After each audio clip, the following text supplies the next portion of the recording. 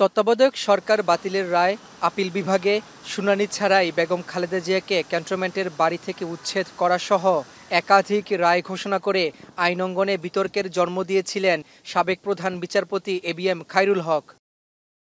আওয়ামী লীগ সরকারের আমলে নানাভাবে সুবিধাপ্রাপ্ত এবিএম খায়রুলকে প্রধান বিচারপতি করা হয়েছিল কয়েকজন জ্যেষ্ঠ বিচারপতিকে ডিঙিয়ে। শহীদ রাষ্ট্রপতি জিয়াউর রহমান স্বাধীনতার ঘোষক নন বলে রায় দিয়ে আওয়ামী লীগ ও সমমনা রাজনৈতিক দলগুলোকে যেমন খুশি করেছিলেন, বিএনপি সহ অন্য অংশকে তেমনি ক্ষুব্ধ করেছিলেন তিনি। বঙ্গবন্ধু হত্যা মামলার রায়ও দিয়েছিলেন তিনি।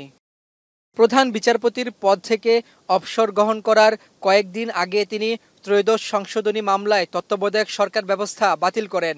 এতে দেশে রাজনৈতিক সংঘাতের পথ উন্মুক্ত হয় বলে বিভিন্ন সময় দাবি করেছিলেন রাজনীতিবিদরা। অবসরের পর দীর্ঘদিন আইন কমিশনের চেয়ারম্যানের দায়িত্ব পালন করেন সাবেক প্রধান বিচারপতি এবিএম খায়রুল হক। ৫ই আগস্ট শেখ হাসিনা সরকারের পতন হলে ১৩ আগস্ট আইন কমিশনের চেয়ারম্যানের পদ থেকে পদত্যাগ করেন তিনি। এরপর চলে যান আত্মগোপনে।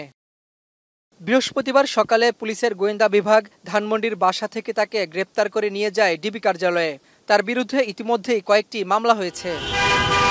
২০২৪ সালের ২৮ আগস্ট দুর্নীতি ও রায় জালিয়াতির অভিযোগে তার বিরুদ্ধে শাহবাগ থানায় মামলা করেন এক আইনজীবী। এর আগে ২৫ আগস্ট তার বিরুদ্ধে একই বিষয়ে নারায়ণগঞ্জের ফতুল্লা থানায় আরেকটি মামলা হয়।